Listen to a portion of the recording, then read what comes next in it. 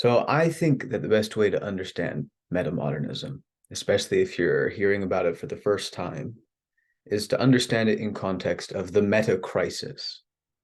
The meta crisis is this term that isn't that old, but it sort of represents the crisis that is the fact that we have so many crises all at the same time.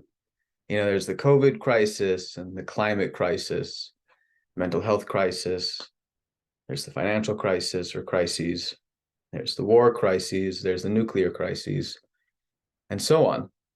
It seemed like at some point, as humanity became more and more connected to each other, we all started following like the top 10 biggest crises, darkening the world and darkening our days at any given time.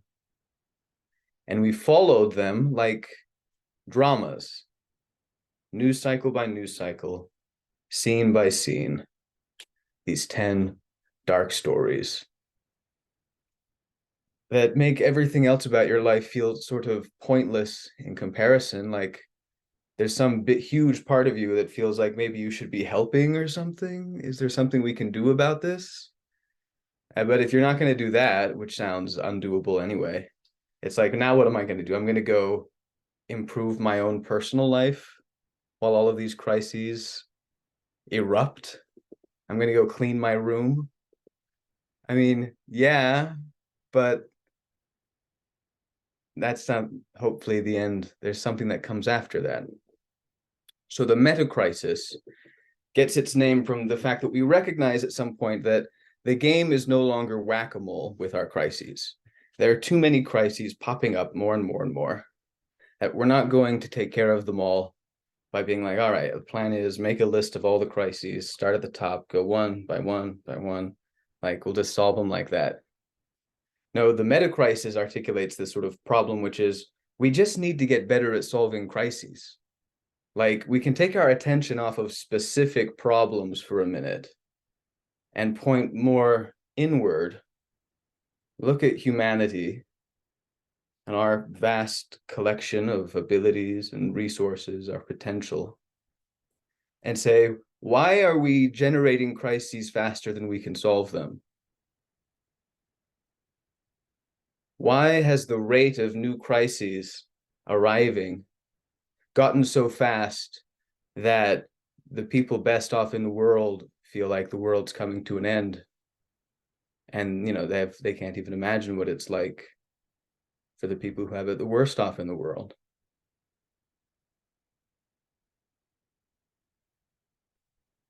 So metamodernism aims not to answer the big questions we have facing us. Metamodernism is a new approach, comes after postmodernism, which came itself after modernism. And metamodernism is the new approach that does not attempt to give answers, does not claim to be able to give answers, is important and a novel precisely because it stands up and says, I don't think we have the answers. Like, I know everybody's system has a theory about how it all works and a theory about how we're going to fix things. And I also know not a single one of them are doing that. Zero systems on the planet today reliably like produce really amazing, like transformative results in like their people and in the world that we live in, that we create. At some point, if the problems are going to be solved, if like people are going to have to reach out and do it. And if nobody's doing that, then every person is sort of very specifically not doing that. Very specifically, because it's what everybody wants to be having been done. So it's very specific to not be doing it when nobody's doing it. And so if we take the modernist perspective, we'll go modern, postmodern, metamodern, and what it points at beyond. And say the modernist perspective says something like, we really need these answers to these really big, important life questions. what we're doing here, how we're supposed to behave with each other. We need some sort of context around in which we create a life aim and live out a life that from inside has whatever meaning it has, but from the outside either builds a civilization or doesn't. And modernism did. It built the best civilizations, the most prosperity. It offered answers to questions, and people basically believed in them. They felt confidence in their place in reality. And then came postmodernism, which has really come into its strength in the past several decades. And postmodernism was skeptical of all of these very different perspectives, claiming to have very different answers. And we sort of had those new atheist debates for a good while, 10 or 20 years ago, where everybody who said they had the answers got in there, and all the postmodern new atheists were like, how do you know this? Can you prove that? What about the other people who say similar but different things? And nobody's answers apparently worked. Like, nobody came out of that being like the one that beat the new atheists that everybody now listens to because they won the debates. Nobody sort of won the debates. The new atheists sort of won the debates. That's how culture reacted to it anyway. And as postmodernism has criticized and criticized and criticized, it's left us with an emptier and emptier sort of palette of meaning-making tools that we consider to be valid. And it lended itself to this sort of philosophical minimalism that we're living in. A sign of the times. People say that you can't think anything, you can't do anything, you can't say anything. You sort of can't believe anything. Like, based on what? Like, tell me you believe something, and I'll show you 6 billion people who don't.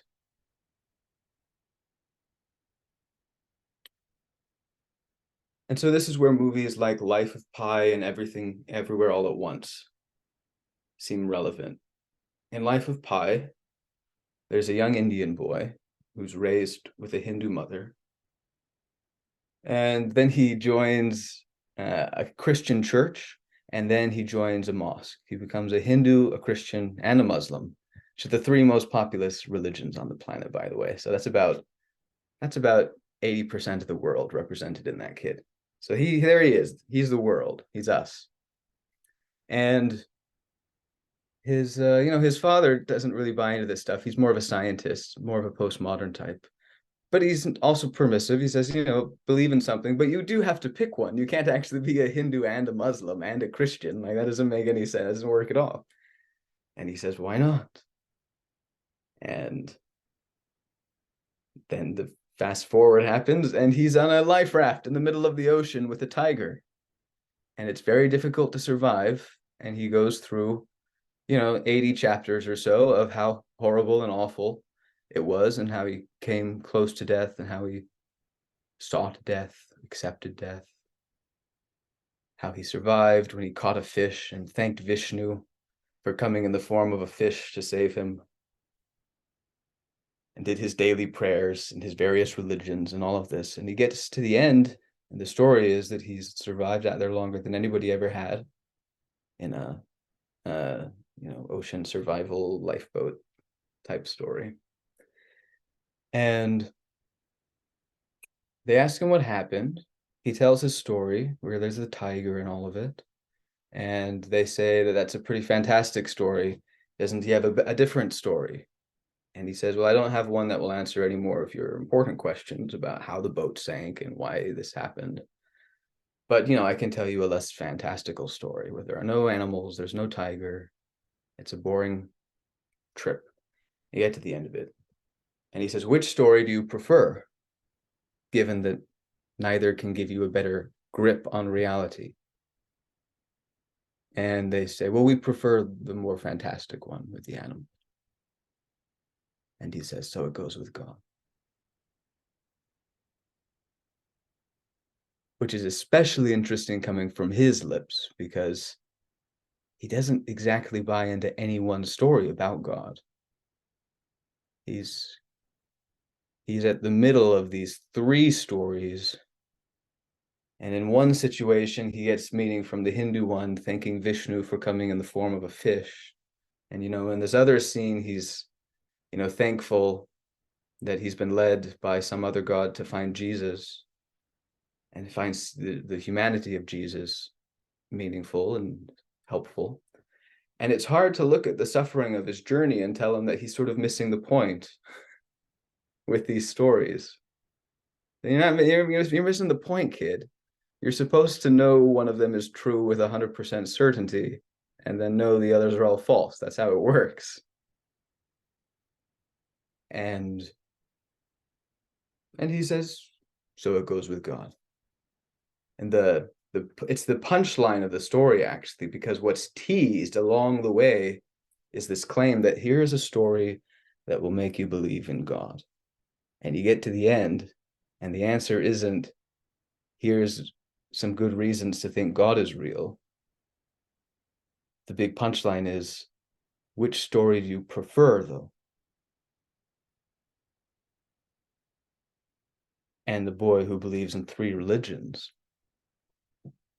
says that he used them to survive the horrors of his experience.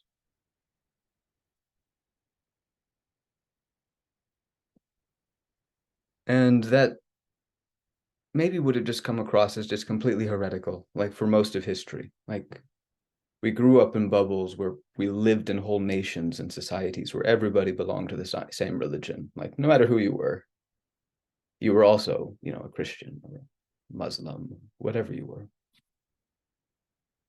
But now there's so much more play at the edges. There's a lot of people who aren't anything. It's hard for anybody to feel quite as solid, even if they are something, maybe the way they used to. And, the idea of choosing three religions and putting them together and finding that some way or another you get to the other side of your horrible survival situation is maybe a little bit, maybe speaks to the pattern of our times in some ways.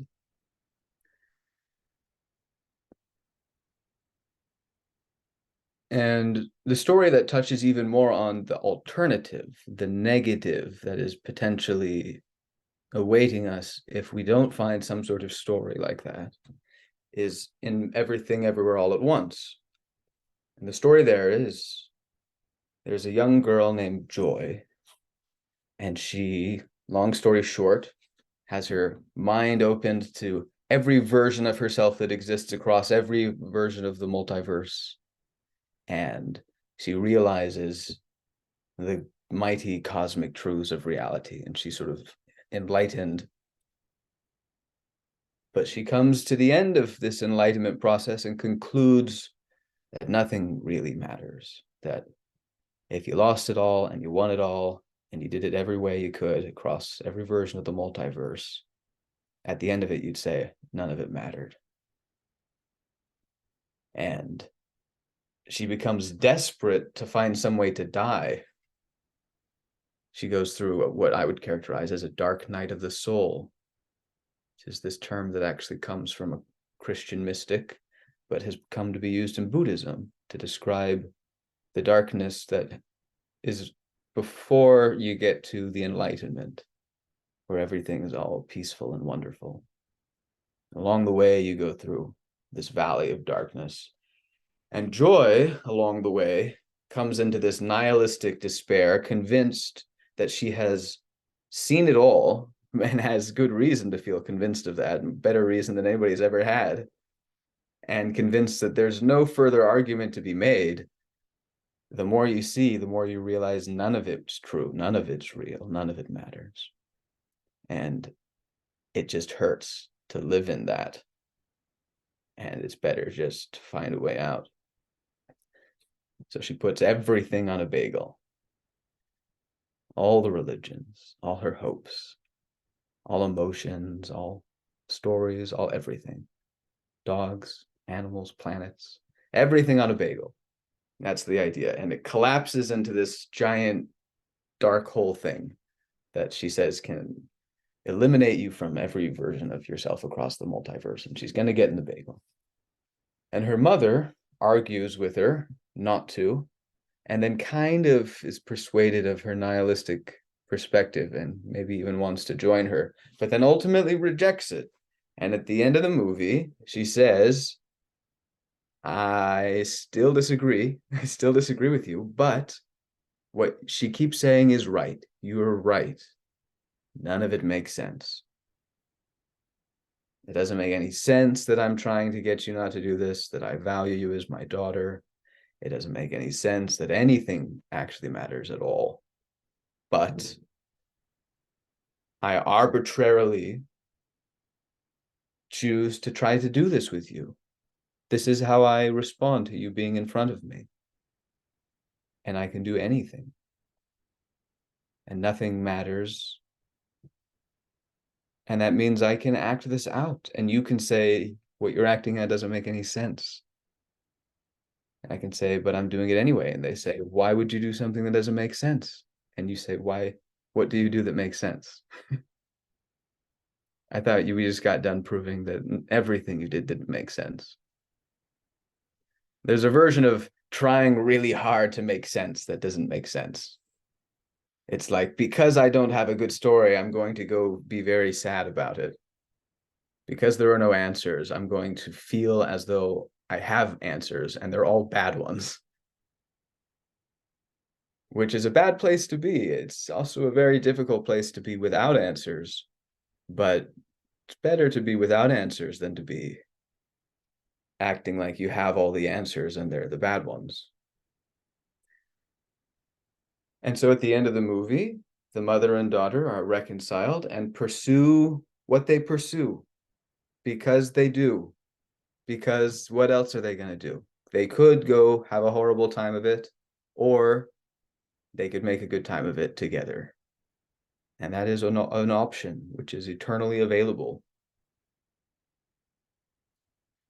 And this response to nihilism, maybe hints at part of how we can get past the meta crisis.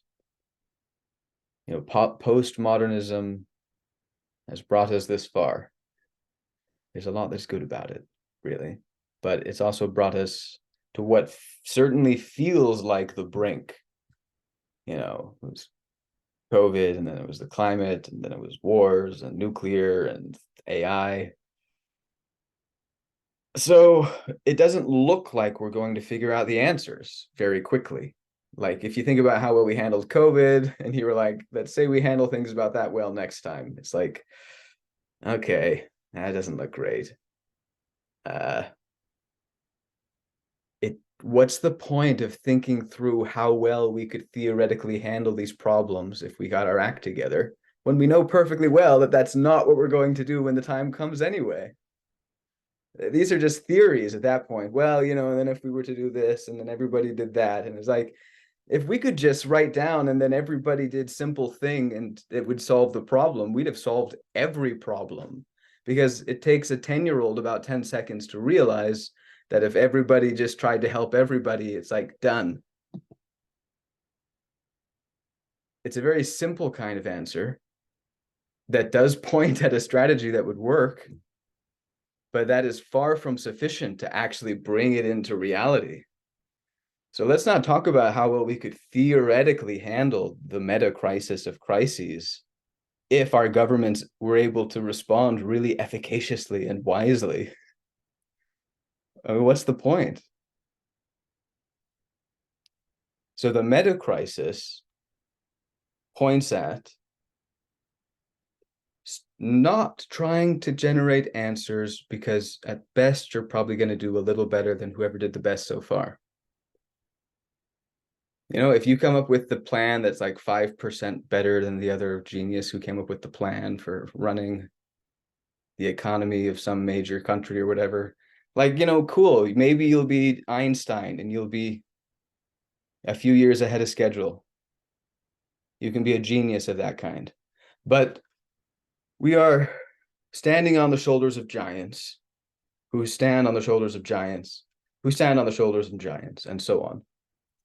And trying from where we're standing right now to be a really big giant is just being one more step in this staircase that theoretically bridges from like not having figured anything out to like having figured it all out. And our geniuses have done some amazing things. But if we don't make some sort of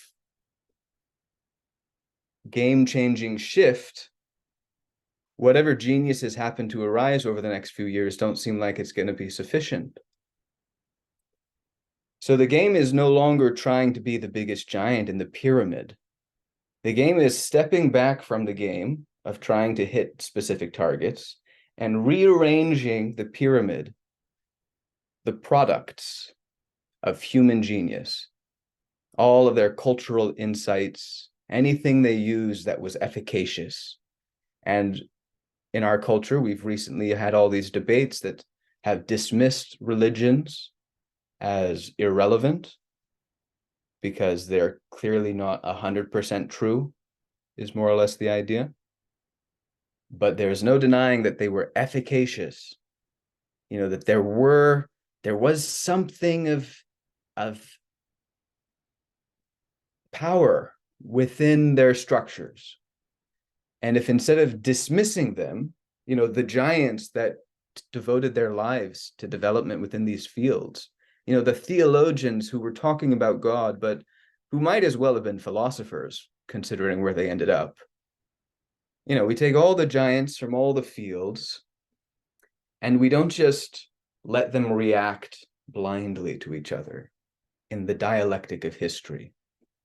You know, as ideas have bumped around and been passed back and forth in dialogues, and new ideas were generated, and we're sort of churning as a species through this process.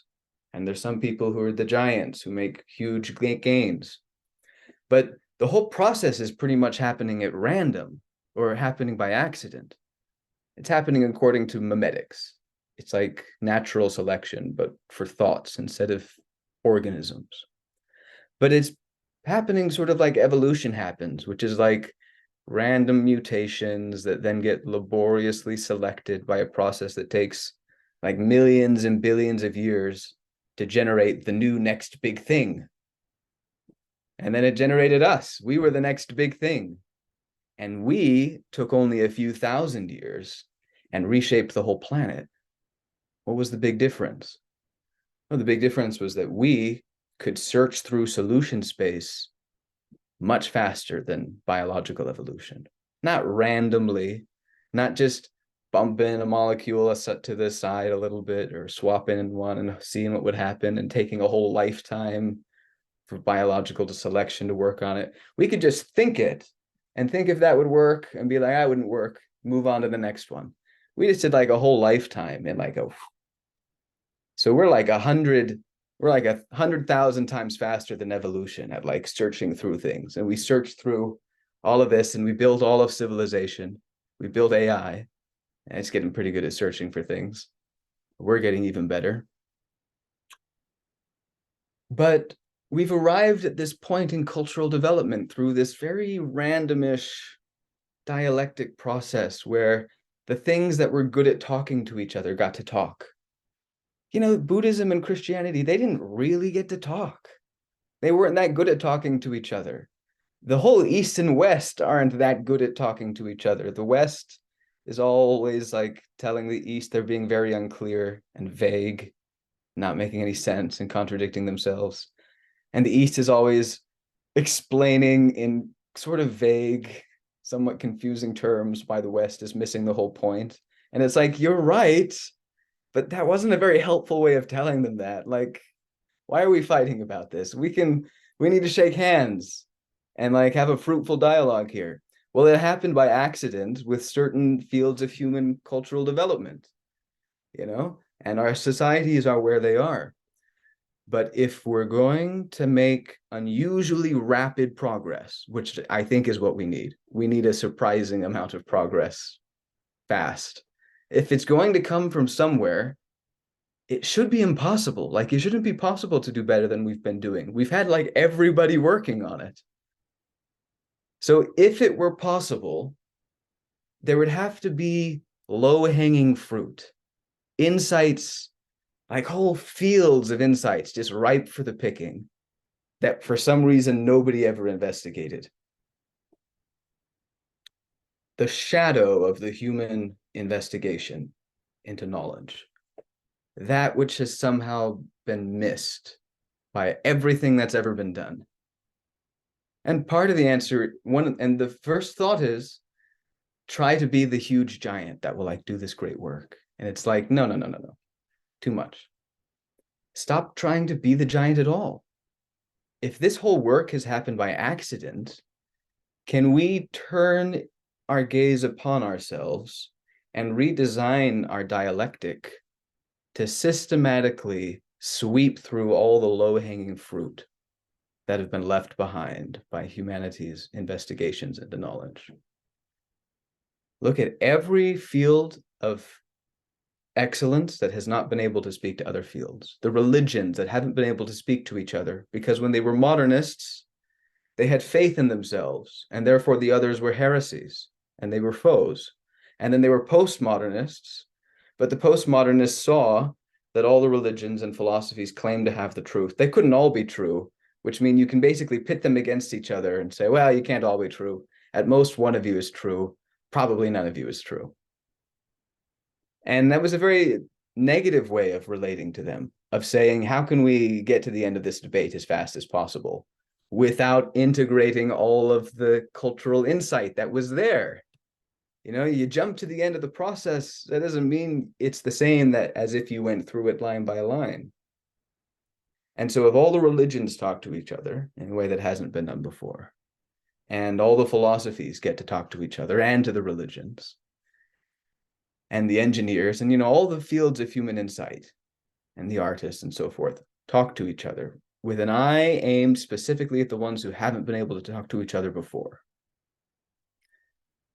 then we get the sorts of dialogues that we see happening in the metamodern, very small community right now. But I think it's pointing at the pattern that would allow us to potentially become better at problem solving and allow us to solve the meta crisis. There are dialogues between like Christians and non-Christians who are like talking about God and then like philosophical terms like egregores, and they're like making connections and passing things back and forth. And it's like, how are you even talking to each other when your fundamental presuppositions are completely different? And the answer is that was only ever a problem for the postmodernists. Like, we're fine. We're like getting a lot out of this. You can call it theology if you want. You can call it philosophy if you want. Theory of mind, you know, psychology, sociology, yeah, whatever. Like, something's happening here. So if you investigate where the low-hanging fruit is, you know, you can burn like wildfire through the centuries and millennia of dialogues that could have been between these systems but never were. You can bring in sort of the experts from the fields. You can have them 80-20 each other's like collection of insights and distill all of it down into a greater ability to solve problems in general, not in particular. And you can look in similar predictable places where there's low-hanging fruit to be found, like the shadows of our individual endeavors. You know, where does each system say it's not worth looking? Because Christianity tells you it's not worth looking in sin. There's nothing there for you. Buddhism tells you don't look in the dukkha. There's nothing in the dukkha. You know, science says don't look anywhere where we can't get a lot of data points, because that's not science if there's not a lot of data points. So we only ever investigate, you know, the commonest things where it's easiest to find lots of people doing them. And we never investigate the things that only a small handful of geniuses can do, which is like the exact opposite of the pattern we would want to use. But science can't work with things with only a few data points. So it's not even like it's anti-science. It's just not amenable to a design protocol of the scientific community. We can't study the geniuses because there's only a few of them. It's like, well, then get a better study protocol. This is a horrible idea. You're going to systematically exclude the study of all types of genius from science? Like, think about the low-hanging fruit there. I mean, there are people out there who can do crazy things. We call them flukes and say, in general, a human being can do this. And it's like, why in general? Like, flip through the Guinness Book of World Records and be like, these aren't flukes. Somehow, a human being went from a baby to being able to do that. And science doesn't know how to do it yet. But science hasn't even tried looking yet. So maybe if we turned our view over there and, we had the fields properly talking to each other's, systematically sweeping through and harvesting the huge forests of low-hanging fruit that are implied by our cultural endeavors, but have not yet been accessed. Maybe somewhere in there, we find the necessary improvements generally, up and down the layers of everything and everyone. Why aren't we just doing what would be better? Why aren't we? It's like at some level you get down to the real question of it, and the answer is just, we don't know. I don't even know why I don't do the good things I want to do in my own life. Why doesn't humanity just solve all of its problems with its ample resources very quickly as it is able to do? And it's like, because we don't trust each other, because we don't deserve it. Because we just don't. We don't do it in our individual lives. I mean, why would we do it collectively? And it's just sort of this blank, unanswerable, like, how do we even approach, even vaguely, this sort of a problem, this sort of coordination problem we have between people and within ourselves? And it's like, yeah, we should just look wherever we haven't been looking to try to find that answer, because we don't know what the answer is, and we shouldn't fool ourselves into thinking we're right about to figure it out. Like, it doesn't look like we are. So we should just jump sort of with faith through all the most promising places to look and hope that somewhere along the way they figure things out that let them stand on taller shoulders than we get to stand on, and find the actual answers that we're only barely beginning to realize, we just can't figure them out right now. We're just not organized, which is not the best we can be doing.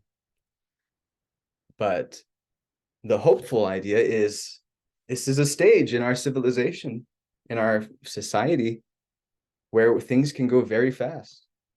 They don't have to go fast, but they can go very fast. We're becoming a global superorganism. We're like following global news in a way that didn't used to happen. All of our citizens talk to all of our citizens on social media. And we're all thinking about the 10 biggest crises all the time globally. We're becoming a global thing in a way that hasn't happened before. If we get our act together, that will allow us to rapidly solve problems. It'll also give us the biggest lever ever to cause problems if we don't handle it too well. But historically, we're right at this late postmodern age where there's huge amounts of places where we could have and should have had fruitful dialogues between geniuses and fields of accomplishment. And we have people who are now willing to look at them, not just dismiss them because we don't buy into any one of them, and not dismiss them because we definitely buy into only one of them.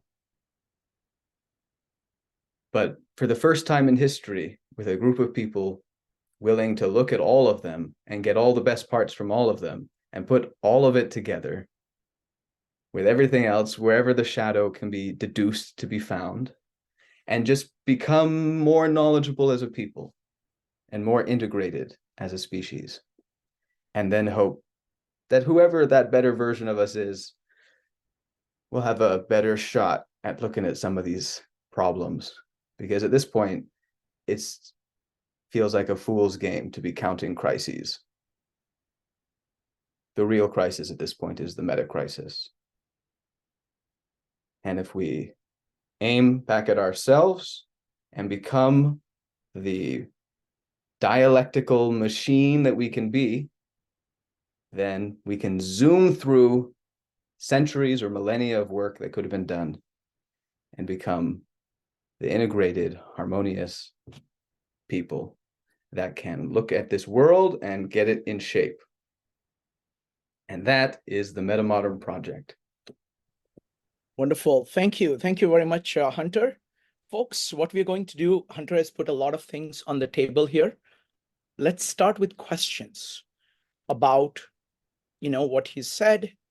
Please go ahead and type an exclamation mark in the chat or raise your hand in Zoom in order to ask questions. After we do Q&A, we're going to start with Neville. Just for reference, Neville, I saw you, but I don't see most people on Zoom. So we use the Zoom feature of raising our hands or type exclamation mark in chat. Give me just a second here. Hold on. Okay, Neville, go ahead.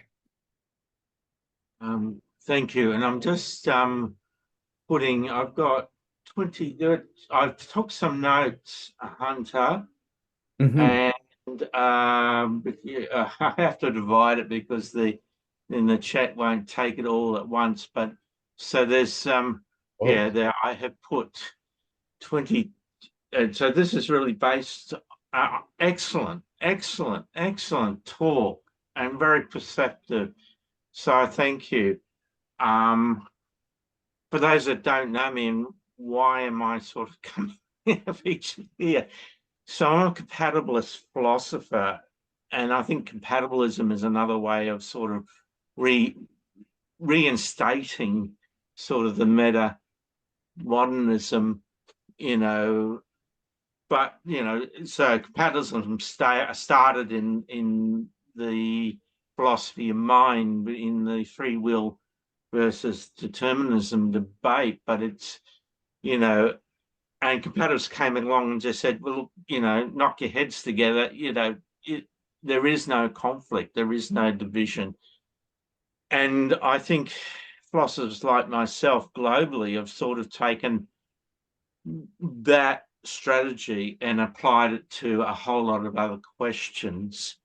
And so I'm in Brisbane, Queensland, Australia, and I am a philosophic sociological historian that is applying this across a number of fields in a thesis that's called Horizon Worldviews. So in the early 20th century, the philosophers like Wilhelm Dilthey, when they discussed worldview, there was a homogenic view about worldview. Each person has a worldview, singular.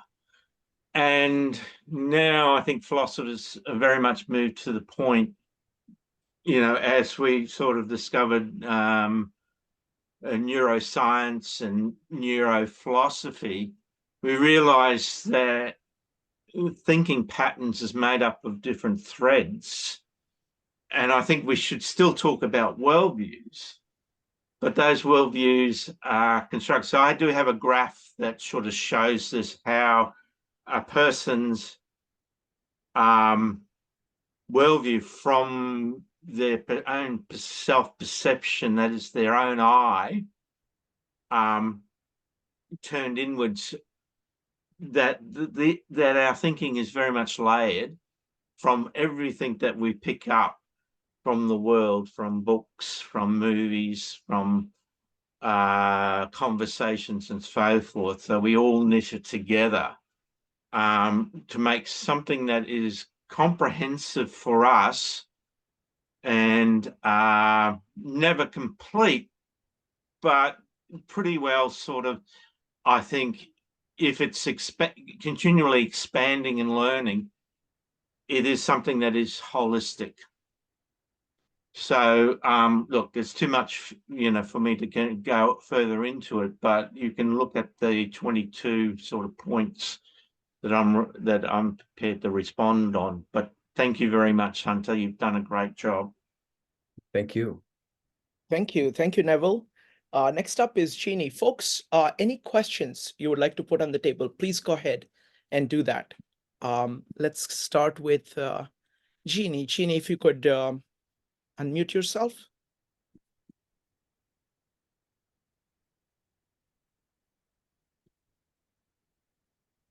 And folks, go ahead and type an exclamation mark.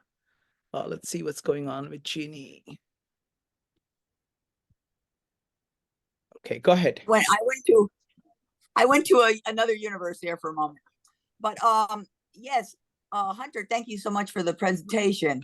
I'm wondering what this shadow thing is that you're talking about, because maybe other people already know, but I'm not sure what the shadow is. And you mentioned it a few times. Yeah, absolutely. It's it definitely comes from Jung to some degree. And Jung, was this great psychologist. And a lot of people were like arguing over the complexities of the shadow. And he just said, the shadow is just the whole subconscious. That's it. It is just whatever is not conscious. It's just the whatever isn't it.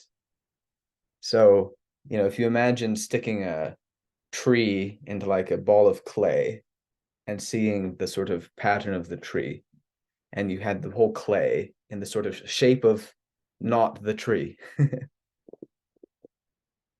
So the tree and the clay are now the shadows of each other.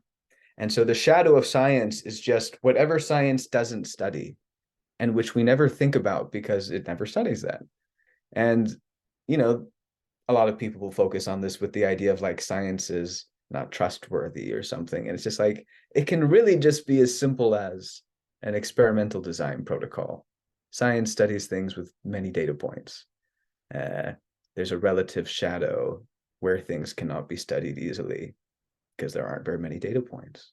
That's a shadow, which means there could be low-hanging fruit there that we haven't been picking, because despite the fact that we've all been looking for answers, we haven't really been looking there. We have a theory that tells us there's no point in looking in that direction. Thank you, Hunter. Folks, so we're doing questions now. Joe, followed by Robert. Joe, go ahead. Yeah, sorry I missed most of what you had said, Hunter, so apologize. I was caught up, but I did catch at the end where you talked a little bit about the interconnected nature of not only us as individuals, but us as a global economy, and how we're kind of have an increasing reliance on one another, and that's obviously been highlighted by things like over the past 4 years in particular. But what I was really kind of wondered, as we have one of these idea of this interconnectedness, one of the essays that we covered for CJ had spoken about the impossibilities of comprehensivity. And one of those impossibilities was values paralysis.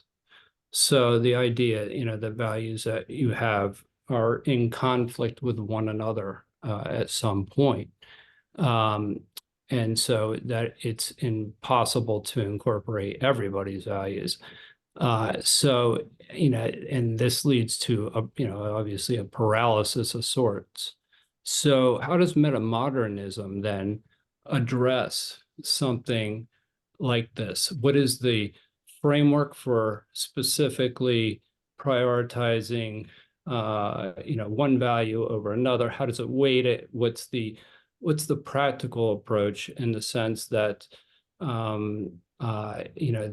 that you would apply to let's just say a country engaged in trade negotiations or something along those lines? Anything I could say, but what's the framework that allows it to play out in everyday life? Thank you, Joe. Go ahead, Hunter.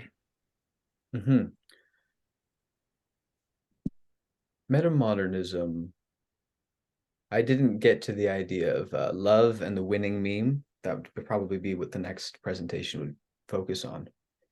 But what I see as the mimetic shape that can potentially unite the multiplicity of people and perspectives we have is something I think of as, call it love, you know, it's as people have said, love is the answer, but it's not obviously the kind of love we've tried, because that wasn't the answer, because it didn't work. So what were we missing? And I think part of the answer is this idea of every part being included. And so if you have, you know, a certain problem and we can't devote ourselves to solving it right now, the idea is really not to focus on prioritizing which problems deserve to be solved first. It's looking where we haven't been looking for generalized increased ability to solve problems. And the promise to allies is something like a rising tide lifts all boats. It's like, if we just look wherever we can grow the fastest, then we'll have so many more resources to bring to bear on whatever particular problem, you know, you might be concerned with. So metamodernism wouldn't have a strategy. I mean, I could come up with strategies based on the mimetic, the love idea, and we can maybe get into that if we want to follow up. But the first part of the answer is metamodernism doesn't try to answer how to do trade negotiations better. It just tells you how to investigate getting better at everything, which will inevitably make you better at trade negotiations, and will probably make the trade negotiators come from a more wholesome position. You know, if we have fewer desperate people around the world, we don't even need better trade negotiations to get better trade outcomes. Thank you, Hunter. So we got next questions from Robert and Bob. Can I follow up? Yeah, quick question. Go ahead. Yeah, no, I mean, so I guess that what a better question would have been is, even because I agree with you, what you said, what are the generalized principles that metamodernism espouses that allows you to get to that point? You mentioned love. So I agree with you in the sense that the way you answered that, yeah, I think you captured it well, but maybe specify the generalized principles. I think he's going to do a full presentation on that next time. So that's what he will do. He was planning to cover it this time, but he was going to cover it next time. Thanks. Next up is going to be Robert and Bob. And there I noticed that many people have been unmuting. So if you would like to speak, just go ahead and type an exclamation mark. Robert, what's your question? Good evening. I'm Robert Fleming. I'm a visual poet from Lewis, Delaware. My question is, now that it's so accessible for the average person to publish their own book or create their own movie, has that created a real difficulty for a master writer or visual artist to emerge? You know, do we have impediments now to bring forth the next Picasso? Thank you, Robert. Go ahead, Hunter. I think to some degree, trying to find the next Picasso is like trying to be the next biggest giant. And the meta-modern take is sort of like, maybe you get your name in the history book, man. Like, maybe you're 10% better than the last Napoleon or whatever. You can be the best Napoleon ever. But this is not changing anything of great significance at the historical level. The dialectic suggests, if that you take that perspective, you would say something more like, how can we better arrange ourselves to have fruitful dialogues between people who are channeling artistic originality and creativity, and, you know, and the eyes and ears that provide feedback to them. And then you would just hope that out of the normal human dialogical process would arise the products of the human dialogue, including artistic genius. Thank you. Next up is going to be Bob. And I think Jonathan and David had unmuted. If you'd like to speak, if you'd like to ask questions, go ahead and type an exclamation mark or raise your hand in Zoom. Bob, go ahead. Hi, Hunter. Hunter, you mentioned in the story of Pi that there were three religions and there was a little difficulty in choosing among them. Well, that made me think of, I'm going to get a question in here. That made me think of some other issues, like suppose you ask a mom to choose which of your three children do you favor, or if you happen to have three lovers, which of those lovers would you pick? You might have some difficulty. But if I would ask, but my question is, suppose you have three friends, would you be forced to ask which of those three friends you would pick? I would think that you could take them all.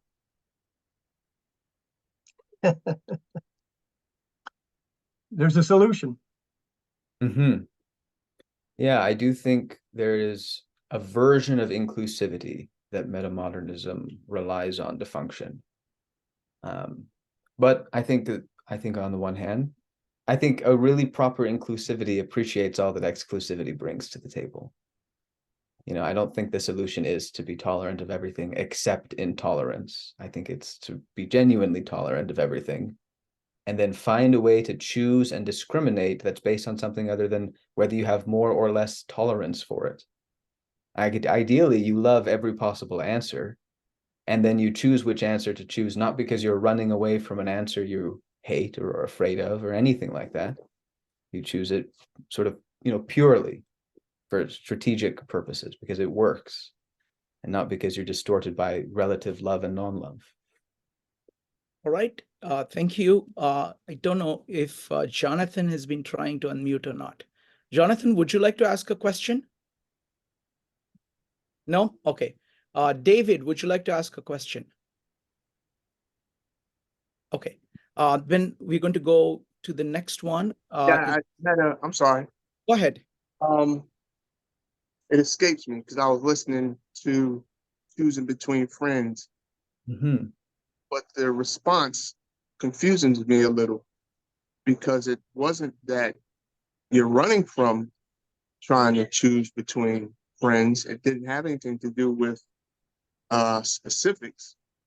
The question is, would you be able to? I got three friends, love them all the same. Religion, I don't necessarily believe in religion because I can relate to something in all of them, right? And I think that being forced to choose is not, I don't want to say the natural way, because of course it would be up to you, right? Telling everybody they have to choose is putting everybody in the same bottle, and you can't do that, right? I forget what my other question was. It was, it'll come back to me, but they were saying so many different things that I lost track of what I was gonna ask. But one thing is, I don't think you have to choose. And that's from my experience, spiritually, religiously, just dealing with humanity. You don't have to choose. Thank you. Thank you, David. Hunter, would you like to respond? Sure. Yeah, I think we mostly focus on how we should properly choose between the options we see available to us. And metamodernism might try to focus more on expanding the space of options that we reliably have at our disposal, and saying, you can use all the theories about how to choose between your options, but if you just had a more powerful set of tools to bring to the table, like you choose in very different things that were never even on your option set before. What would those set of tools be? Well, I can theorize about the tools we can use to set up a better dialectic process, but the tools I was specifically talking about were the tools that come out of that process, which are provided by people who know more than me or anyone else right now. You know what? The other thing I was going to ask about was you were referencing geniuses, how we can't reach them. And I think that's a little narrow because you can find a genius in anything. right? It doesn't necessarily have to be science, or math, or history. You know, the world is full of genius. The Guinness Book of World Records is full of geniuses, right? I mean, Yeah. depends on who you're talking to and what they are into, would let you know their genius, Yeah, I right? think I would say any kind of human excellence would qualify for potential study. You know, Okay. the Shaolin monks, Guinness Book of World Records, and then more classical geniuses. Wonderful. All right, folks. I'm going to give priority to people who have not spoken yet. So next up is going to be Maritza. Hi. Oh, I'm sorry. I still have on my work banner. So I have not spent a lot of time thinking of metamodernism or postmodernism, so I'm not overly familiar with it. I'm just seeking clarification that I'm understanding correctly what you're proposing here as the concept of metamodernism. So if I understand correctly, you're saying a modern idea would be we can recreate nature using our reasoning. A postmodern idea would be, well, humanity has destroyed the biosphere. And then if we were to now look at it from the perspective of a meta-modern idea, are we looking at those two and we're saying, what is the unique aspect that can be gleaned from the space in between these two ideas? Is that what you're inviting us to do here? Yeah, that's quite close. The idea would be to look at the modernist and the postmodern camps involved in the dialogue and say the people in that dialogue are the potential source of understanding about how to solve this problem. Like, I don't know anything about that field, but I know they're the ones who do. And so we want to get them talking to each other as effectively as possible. And, other maybe recruiting new members or whatever. But the point is, I don't try to discriminate between solutions, and I don't even necessarily find an expert to do it for me. I focus on the dialogue happening between camps on either side and try to make that dialogue as fruitful and efficient as possible. So if I may, if you'll permit me a follow on, what I'm hearing you saying then is that we should eschew the concept of a SME. So a subject matter expert could potentially be a hindrance because we're seeking a solution that is outside what would be considered the normal set of parameters. We're seeking what falls outside of the parameters that we would come up with in a normalized setting. I would say, the individual expert has an essential role to play, very important role to play. But there is a little bit of a tendency to overemphasize them when we do things like call in an expert from any field on an open question and say, well, this guy's the doctor or whatever, so I go along with whatever his answer is. And it's like, you literally already know that there's two sides to this debate. Like, I'm not a member of either of the two sides of scientists debating whatever the open question in physics is.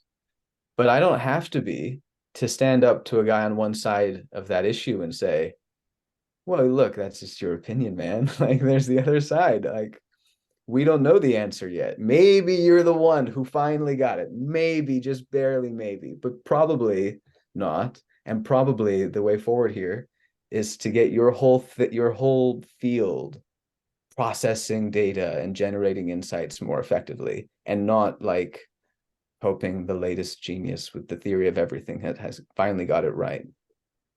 I understand. Thank you. And that makes the tie for me, Shrikant, with where it fits in beautifully with so many things we've been doing here. Thank you. Thank you. So now what we're going to do is we're going to go with Neville and Ryan, and then we'll go to the next step where I want people to give their comments in less than 2 minutes about what they got from the presentation so far. Okay, so Neville followed by Ryan. Neville. Thanks very much, Hunter. From all the other questions, I wonder whether you might better to try and think of the adjective to the word answer in relation to one conflict. So as a compatibilist philosopher, I acknowledge and don't run away from the fact that there is true conflict. I think that there are solutions that sort of get around true conflict, but there's still true conflicts.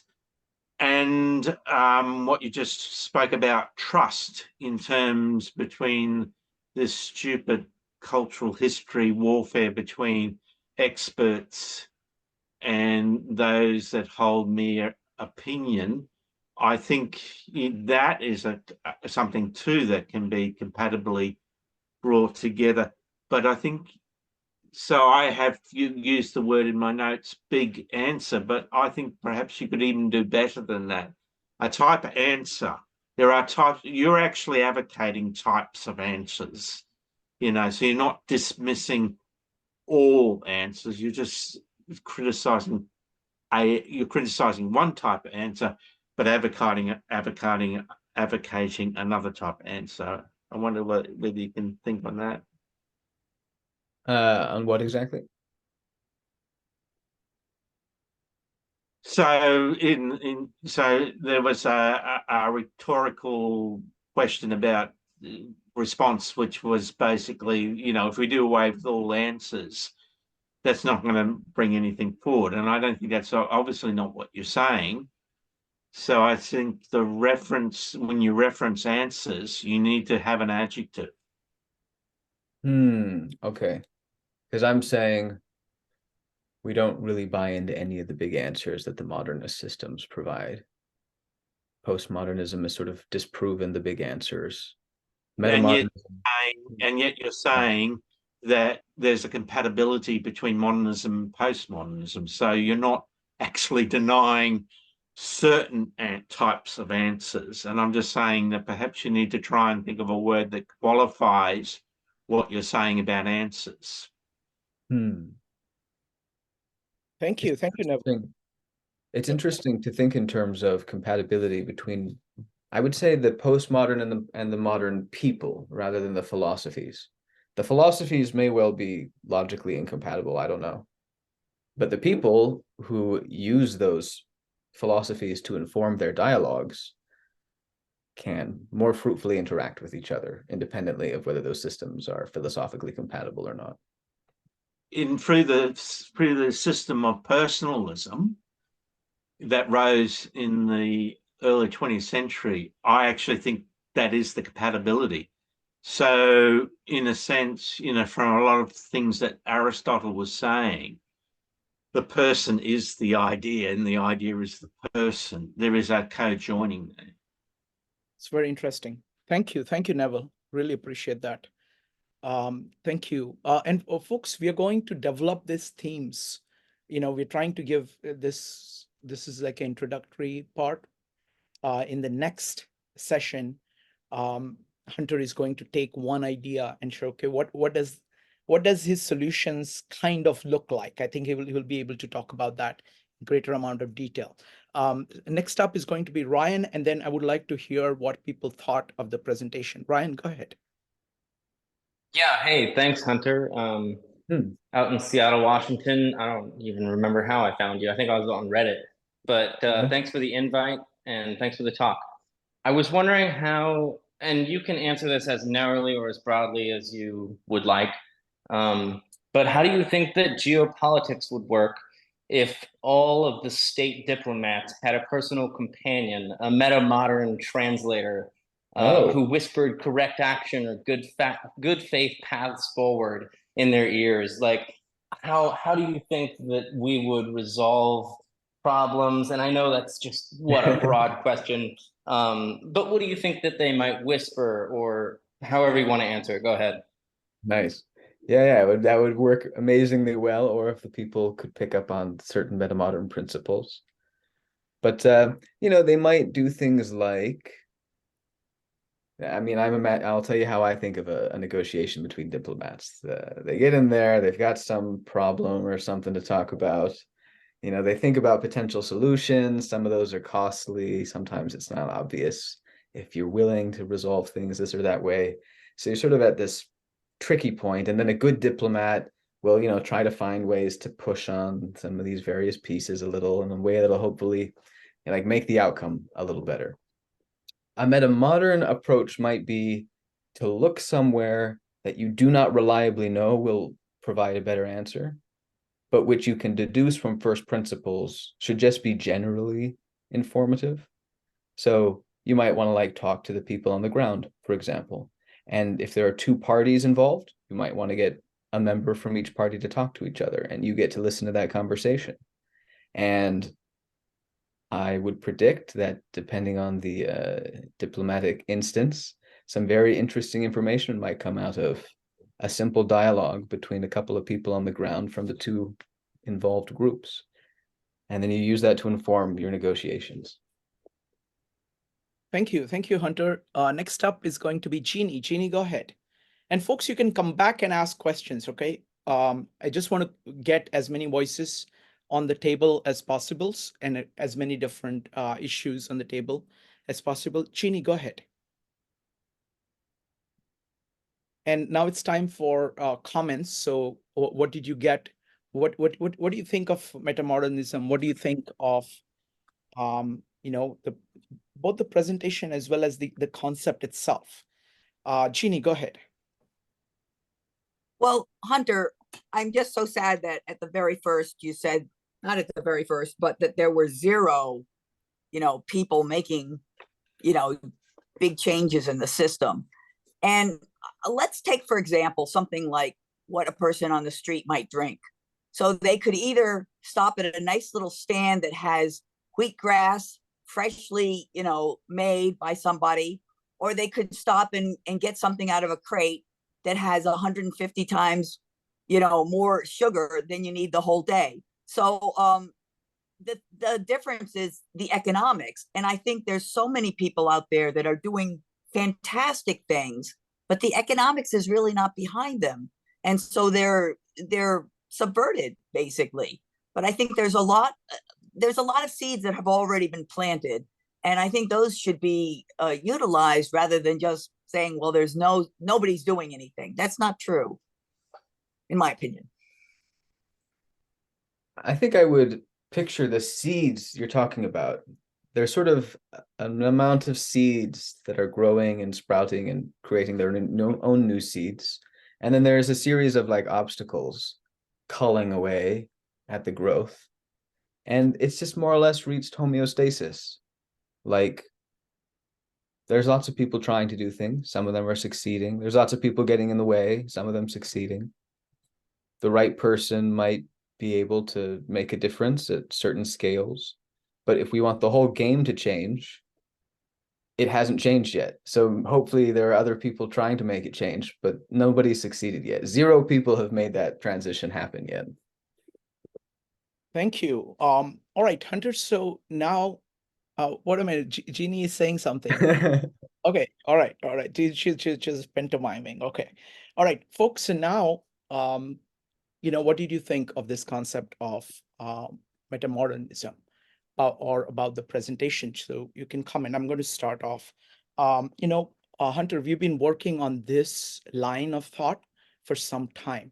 And CJ really kind of pioneered this, because CJ in his lectures actually provides at least 3 to start out with. So he talks about Buckminster Fuller's approach of saying that, when you're trying to, even the knowledge itself, he regards it as like the sum total of all of humanity's explicitly communicated content. So it's trying to kind of take in everything.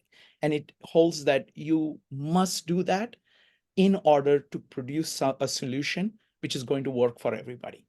Because otherwise you're kind of chopping things up. So Buckminster Fuller has a way of approaching that. CJ himself has this way of kind of great traditions of inquiry and action.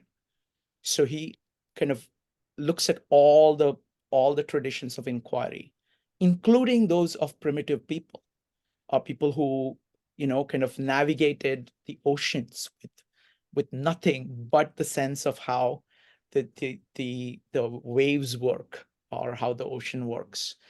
So it's taking all the inquiry and traditions of actions and trying to put them together. Then he looked at work by somebody called, I think, Wade Davis, I think, called Ethnosphere. I think it's better called Culture Sphere. So it's like you're taking in all of culture, saying, let's look at all the cultures through all the time, through all the space, and use that as a base for your thinking. And I see metamodernism as, as a way of doing that. Though the focus here seems to be on the dialogue part, the others kind of are more. It uses dialogue part, but it also uses kind of going back to trivium. There are three things. There is the grammar, which is about meaning of things. Then there is the dialectic, which is about analyzing an argument. And then there is the rhetoric of the art of actually communicating things to human beings in a deep way. So all these other ones use those as well, but metamodernism seems to be focusing more on the dialectic part. So that's just my impression. I may be wrong because I'm still trying to grasp what it is, but it is certainly in the, in the line. And I think it's important because it's a response to nihilism. It is a response to saying that, okay, everything is different, so I just give up everything. And at the same time, it is also a response to kind of dogmatism of saying, I have this and I'm going to die with it. And so it encourages conversation. Again, on the conversation, we've got like number of kind of works on kind of, what is a good conversation? What principles should you use? So what you're doing is very much in the line with whatever we've been doing. So that's my feedback on this one. Robert Fleming, I know, Robert, you missed most of the presentation, but what do you think about the idea of metamodernism? What would help me the most to understand the difference between modernism and metamodernism is to approach it in the structure which I'm used to, which is Kuhn's book on the structure of scientific revolutions. I'd want to know what is the current accepted belief, and then for the current belief, what are the premises which are just falling apart, which would lead us to the acceptance of metamorphism. And I'm thinking of the movie example you gave, Everything All at Once. The two tenets which they really question is place constancy and time constancy. And for me, I think those are not accepted. I think we still accept place constancy and time constancy. But my mother, who has Alzheimer's now, has lost time constancy and place constancy. So having some specific examples would be very helpful, and to really focus on the conflict between moving between modernism and metamodernism would help me understand the discussion and go along the journey. Thank you. Thank you, Robert. Hunter, would you like to address that? What problem? You know what? The other thing is that I would recommend actually watching the video. Because what Hunter did was that he said, like, look, this is what modernism is, this is what postmodernism is, and this is what metamodernism is. So maybe we can just go back to that. But Hunter, if you'd like to answer that, in brief, you can go ahead. Well, I'll see if I can. I'm just thinking, like, what problem, what premises are falling apart, leading us to think we need to move on from postmodernism? I'm tying it to, well, I don't know, maybe put it this way. If you think of modernism as producing the way we grip reality and exercise control on it, and you call postmodernism that which runs over every sort of building block of that and criticizes it, the end result is a really long list of problems with everything we're doing. And the list is getting longer, and the list of things that haven't been criticized is becoming very short indeed. It's hard to think of just about anything that isn't problematic in some way or other, or any one, even the great heroes of the past, on both sides of any normal dialogue that's been. So what's falling apart is, like, at some point we need to go back to producing things, and we can't refuse to do so just because postmodernism has a really convincing argument that we can't prove we need to. It's like, yeah, we're not waiting to answer your unanswerable question. We're just going to get on with figuring things out. Thank you. Next up is going to be Bob, followed by Cho. Bob. I like to simplify things. There is such a thing as chaos and order, and I would match those two up I would match chaos with postmodernism. If you think about World War II and what happened in the United Nations, we have a lack of order. Countries are all over the place. They're divided. They fight with each other. Postmodernism, I think that it's arose postmodernism. Metamodernism is an attempt to bring order to things. And Hunter, you mentioned about science, that it's a good idea for science to have a lot of data points.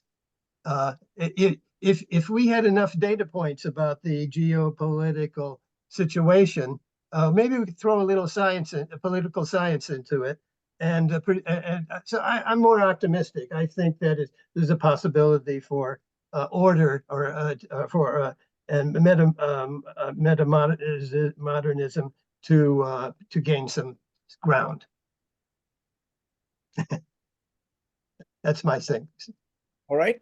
Thank you. Next up is going to be Joe, followed by I'm going to go with, after Joe, I'm going to go with Divs, because she's not spoken yet, and then Sheeny and Neville. Joe, go ahead.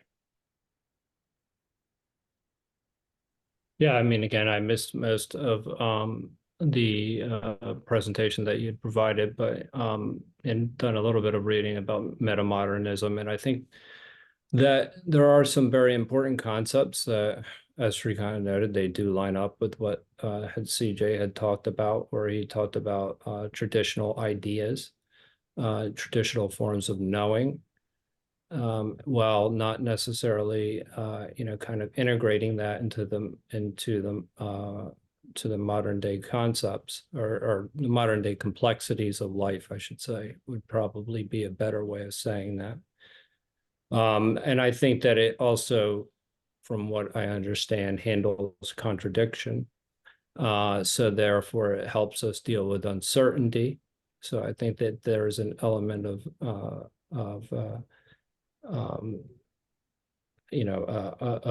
being able to be open and to new ideas when you're able to deal with uncertainty. And so I think that that's a very important thing, is when you're talking about being anti-dogmatic.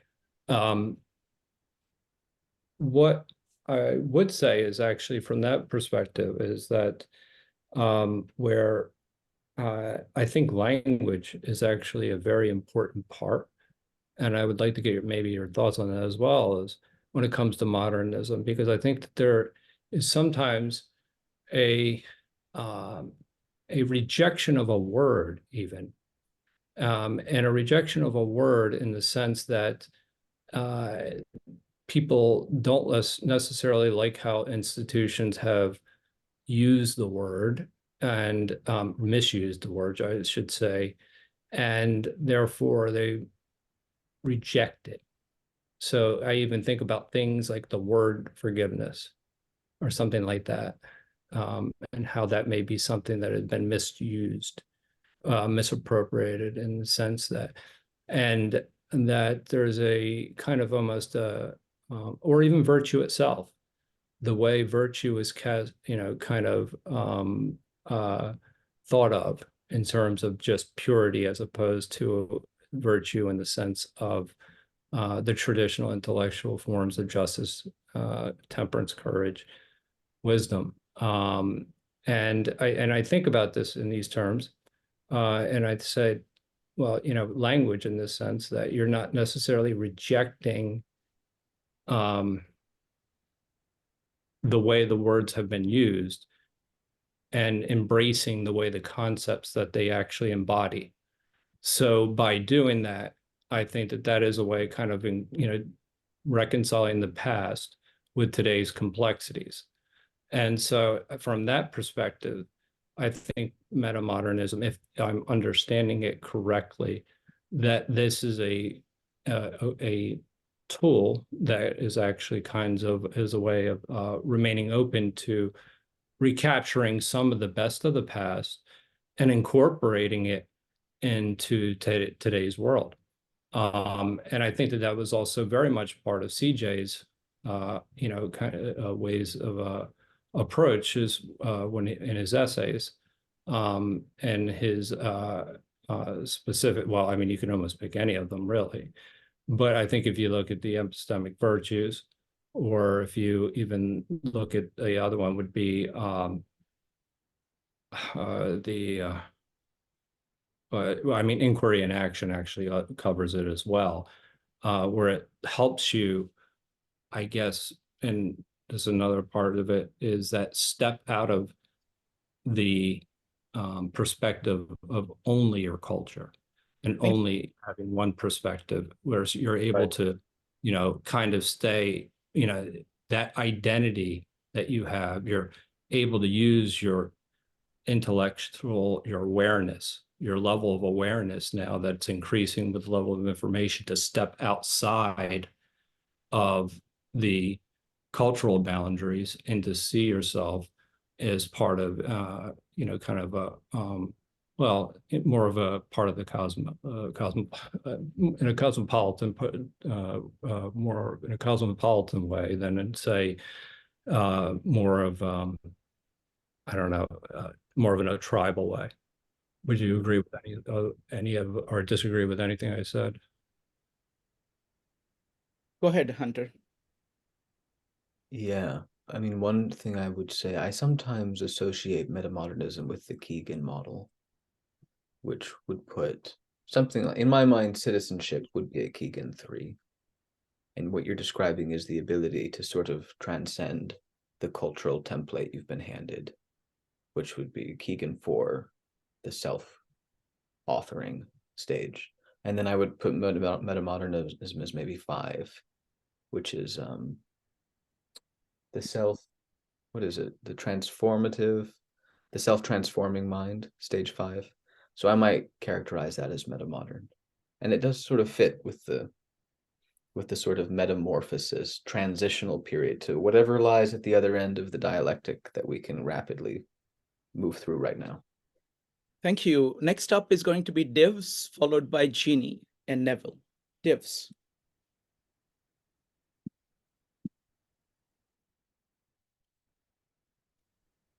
Right.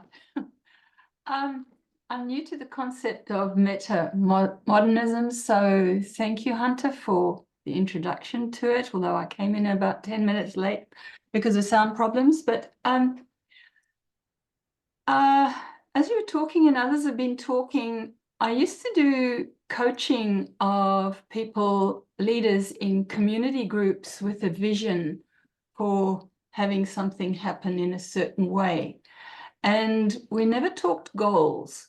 We always talked in terms of vision and an evolving vision and steps that might get traction towards that vision. But it was always very fluid, really, but with the vision being quite constant, like a a thriving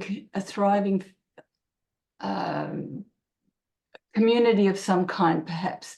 And that's very subjective. And what does thriving community look like? And it's an evolving creative space, and different minds contribute to what that might look like and have ownership of where it's going and what the kind of outcome might be. And I don't know if this is what metamodernism is perhaps pointing to, but I get quite excited when I think, well, yes, it's a creative space using very different kinds of minds and experiences coming to the table with a sort of joint vision of what might be possible, and working towards that, but without any attachment to a specific way it might look. And Joe's thing of language there, which is very subjective, can be used perhaps, or visuals to shape that in some way so that people move in coordination, in synchronicity, perhaps towards what everyone's looking for. Is that what you're talking about?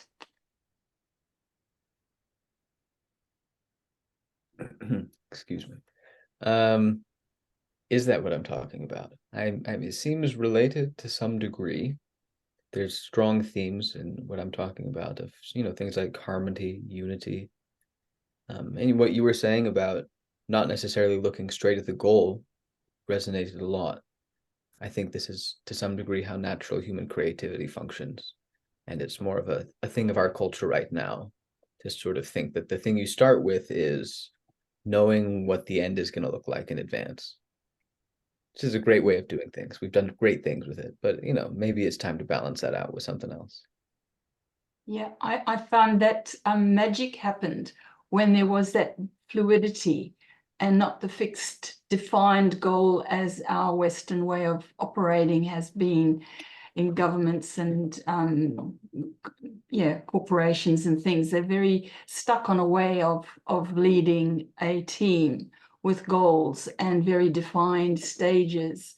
And I think there's quite a lot of, it excludes a lot of possible other outcomes and creative options. Mm-hmm. Thank you, Divs. I think Jonathan has not spoken before. Jonathan, go ahead. Thank you. Can you hear me?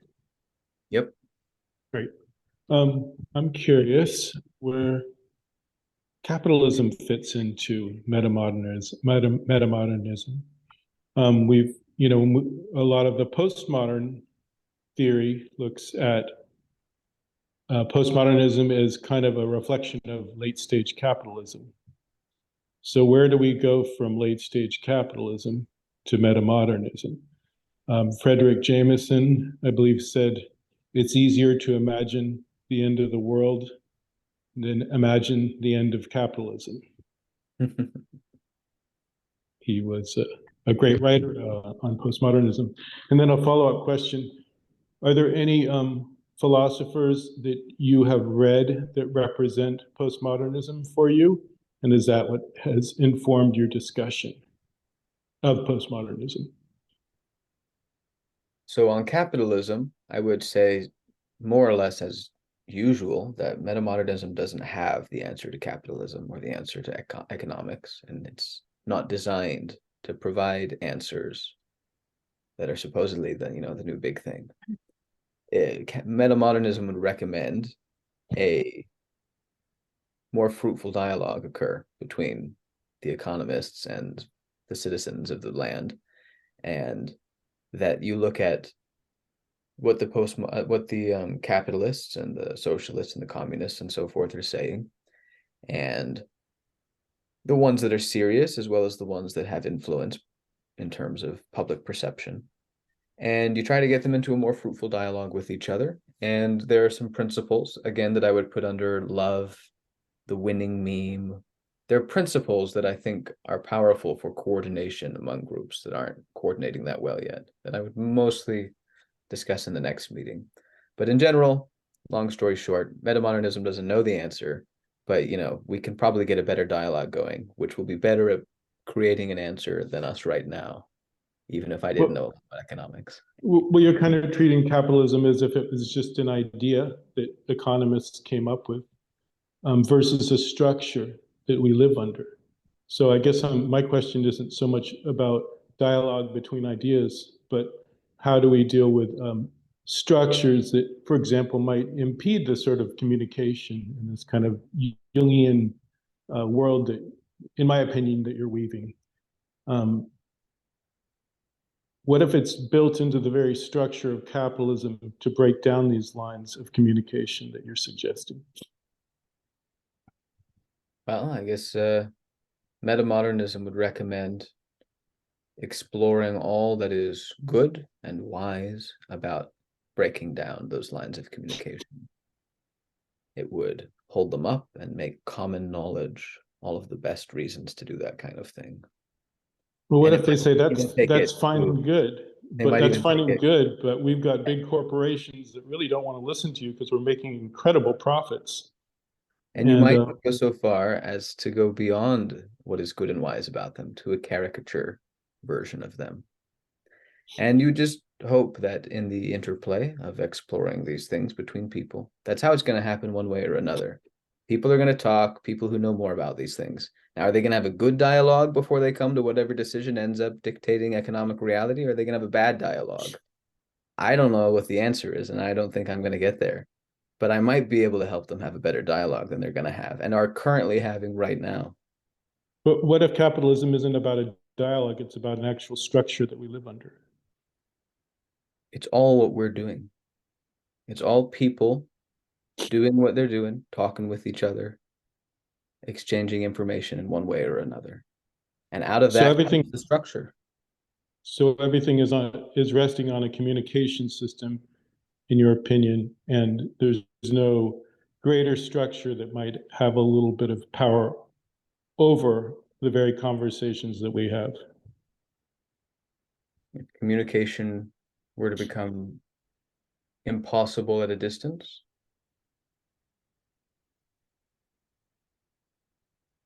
I'm sorry, I don't follow you. You're saying that if we were unable to communicate with each other using our devices? No, I'm talking about that there's structures of power that don't enable us to communicate as freely as you're suggesting, and that treating capitalism as if it was just an idea that economists could work out doesn't recognize that there's actual structures that we live under, material structures, just like cities on that level.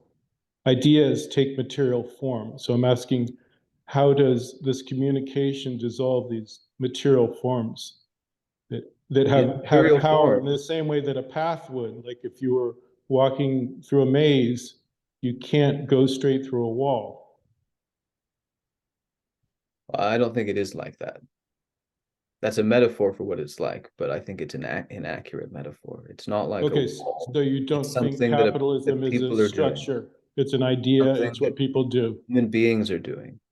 So there's no structure there. It's just ideas, an exchange of ideas, and a matter of more fluid conversation. And it's as simple as that. I mean, that's beautiful. I wish I could believe that. Thank you. There's not a disagreement between it being structure and it being ideas. It's structure made out of people doing things. Well, I'm just asking, how are these structures dissolved? I think that's all I got on that for right now.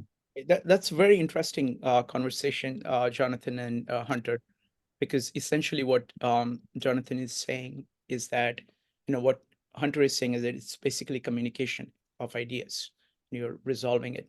What Jonathan is saying is that underlying the communication of ideas, there is structure, like physical structures. And what is the relationship between that? And both of them have very different perspectives on the relative place and interaction and causality between the ideas that are going back and forth and the structure that is going back and forth. This is actually a very large issue. I just want to throw in Marshall McLuhan there, who says medium is the message, where you're saying that it's the medium which is actually supporting everything, kind of shapes the way in which ideas flow on it. So it's a very large issue. And folks, I mean, we are trying to develop these ideas as we go along. Really appreciate the feedback here. Really appreciate the questions. Also really appreciate somebody saying, look, I think you're missing this. I think you're missing that. It's actually a crucial part of doing the integration. So really appreciate this audience, a lot of new people here. I'm going to first give priority to people who have not spoken before. So next up is going to be Joshua, and then Jeannie and Neville. Joshua, go ahead.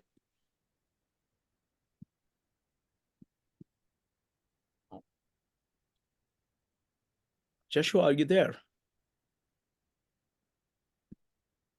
Okay, I don't think he's unmuting. Mic not working, just a second. Okay, all right, that's fine. Jeannie, go ahead.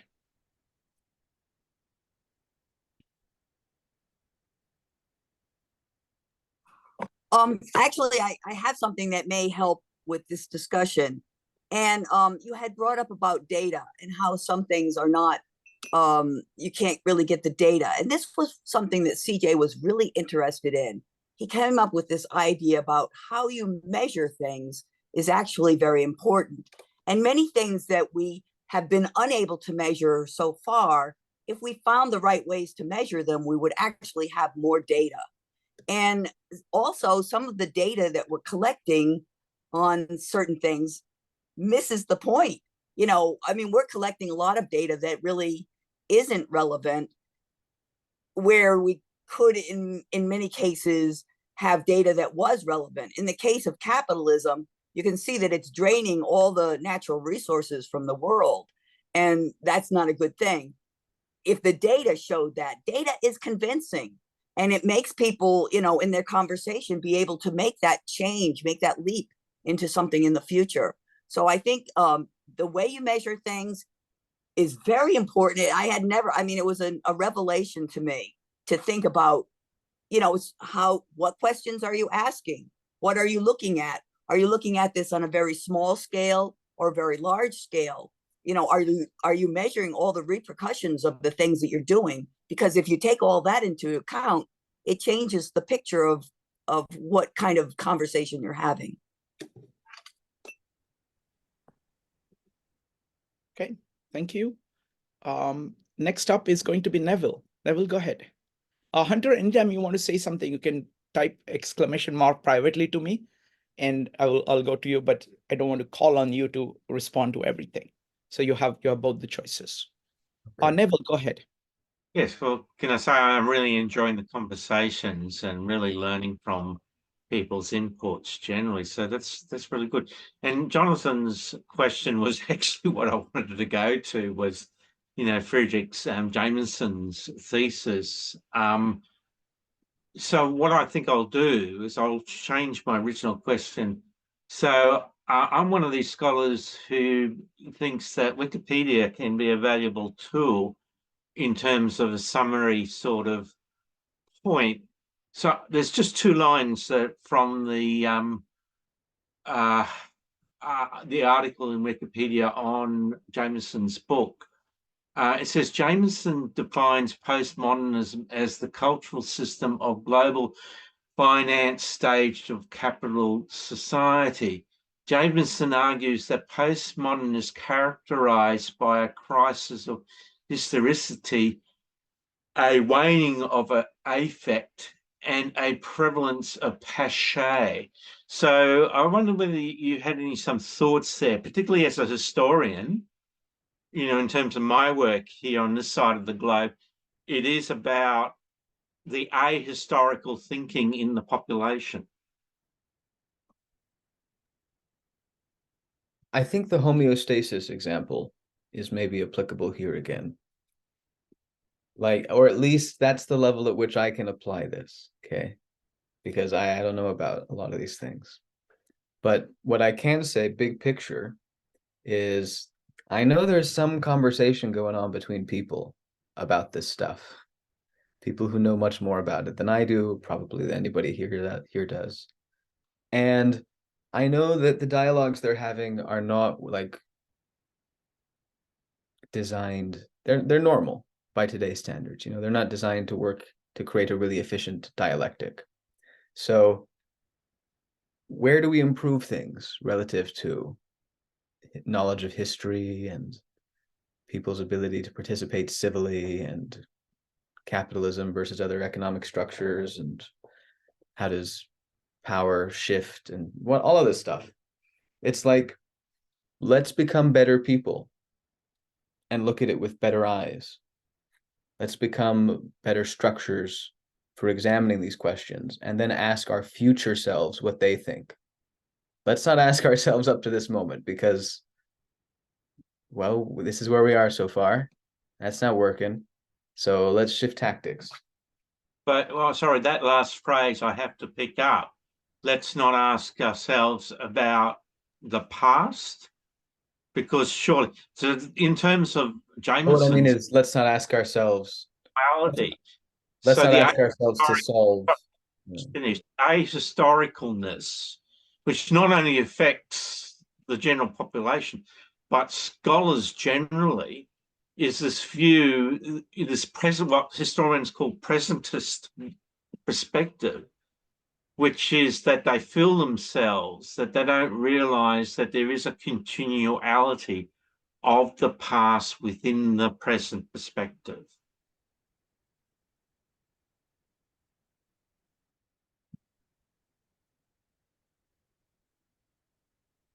All right, Hunter, you there? Yes. Okay, would you like to say anything, or we can go on? I think we're good. Okay, sorry about that. I didn't see you on this one. I apologize. All That's right. So folks, let's see. Next up is Chini also already asked. I think we've covered everybody. All right. So let's look at this forward. Hunter, what are you going to do next time? So next time, I think the big focus, I want to be on the winning meme / love. I can give a brief, I'll give like a preview. Yes, please. Yes, please. So the winning meme, this is the idea that memes are like ideas that are compared to genes, and just how genes create our bodies that help those genes get passed on to our descendants. Memes shape our minds to make us pass them on to our mimetic descendants, people who hear about them from us and start to carry the same ideas and to spread them. And just like biology, there's a competition among the fittest, there's the mimetic survival of the fittest. And the question is, which meme is the fittest of all? Which idea is so powerful that somehow when people get it in their heads, they spread it, and they spread it more successfully than anybody else. It spreads more successfully than any other meme. And what would equip a meme to be capable of that kind of success in a space of unimaginably vast opponents? Because a meme doesn't even really have to exist. It's just an idea. So in the space of all possible ideas, what could possibly make one powerful enough to win the mimetic battle? And yet one of them must do it. And the answer idea that comes up from the metamodern perspective is that it's a type of love, that the types of love that have been tried so far to unify the world, they all failed, but that a different type of love might actually be the right shape for encountering obstacles that would impede a normal meme, but then derive strength from them, and encounter other obstacles and derive strength from them, and encounter other obstacles. And this is the only way a meme can spiral into this runaway success process. It must have a means for deriving strength from obstacles. And the idea of this kind of radical love is, whereas the normal kind of love sort of seems to oppose hatred or to hate it, this radical kind of love has the shape of loving all things. It loves loving type things. It loves unloving things. So it's not a tolerance that excludes intolerance. It's one that accepts intolerance and sees the wisdom in it and learns from it and incorporates it into participation in the whole. And when you incorporate what is supposedly the good and bad of each side of a dialogue of any kind, then you bring a wholesomeness to it, and you get to make a decision at that point on the basis not on what you love and what you don't love, which clouds your judgment, but on the idea that you love all of the options, whether they seem good or bad, but you can still choose strategically to enact the values that you want to see in the world. Excellent. Thank you. Thank you so much. So folks, I want to tell you first one thing here. This is our main meetup, 52 Living Ideas. This time I've publicized this particular meetup on many different forums, but this is in line with what the kinds of things that we do. So on Mondays, we do collaborative poetry. And I'm going to have Marissa talk a little bit about it, if Marissa is up to it. On Tuesdays, we are going through Tao Te Ching. There, Jason and Amon are translating Tao Te Ching verse by verse for us. So everybody reads their favorite translation of a verse. I think we are up to some number 63, 64. And then Amon and Jason go through their translation, character by character, to talk about why they interpret everything the way they do and compare it to all the other interpretations. So that's on Tuesdays. On Fridays, we alternate between Metamodernism and Carl Jung. We have a number of Jungian scholars who come and talk about Jung every other Friday. On Wednesdays, on 2 of the Wednesdays, we are going through a book by C.J. Fernley on collaborating for comprehensivity. How do we work together? How can we increase the comprehensivity of our own thinking? And his answer is that collaboration is key to doing that, because you can do only so much. So how does a community working together produce that? So the book is about that. And then we do, I think we're doing Plato right now.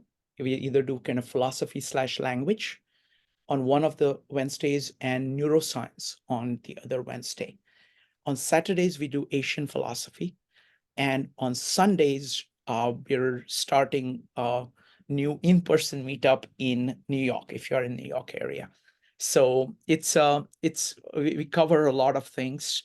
So that's what it is. So if any kind of concluding thoughts, that firstly, Hunter, would you like to do you have any concluding thoughts?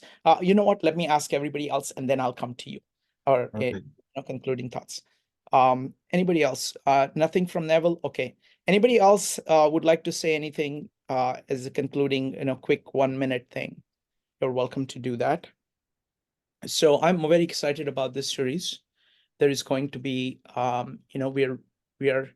this was just the beginning where we are kind of, Hunter laid out the problem of what kind of a thing metamodernism is, what kind of a thing it is trying to solve. And it's going to be the next time where he's going to say, okay, this is the kind of a pointer towards where I think things should be going, and why, and what kind of shape it needs to have. So this idea of winning meme. So don't miss that. It's going to be 2 weeks from today. So thank you very much, everybody. And Hunter, if you want to say anything, I want to say just one thing before we go on. At 52 Living Ideas, we really love this conversation. Okay. I mean, really, in order to learn about anything, you need to listen to other people. And I think this metamodernism idea is particularly needs this, because it is designed to thrive on that. You want to have multiple perspectives come at you and saying, okay, how do you answer that? And how do you answer that? How do you not just answer it, but how do you see what is positive about it? How do you integrate that with what you have? So that's why I'm kind of going out and getting kind of people from many different meetups for this meetup. So, so yes, Hunter, how did it go? It was great. Thank you very much for hosting again. And thank you to everybody for the questions. It is very much, it doesn't necessarily have to be, but the way I like to think about it is very much in a dialogical way where I can think through all of the possible inclarities, mistakes, or weaknesses in the theory myself, or I can just do a presentation and have a bunch of people point them out for me, and then I can get the job done way faster. So I Wonderful. appreciate the feedback from everybody. Thank you. Thank you. All right. Thank you, everybody. We'll see you soon. Bye.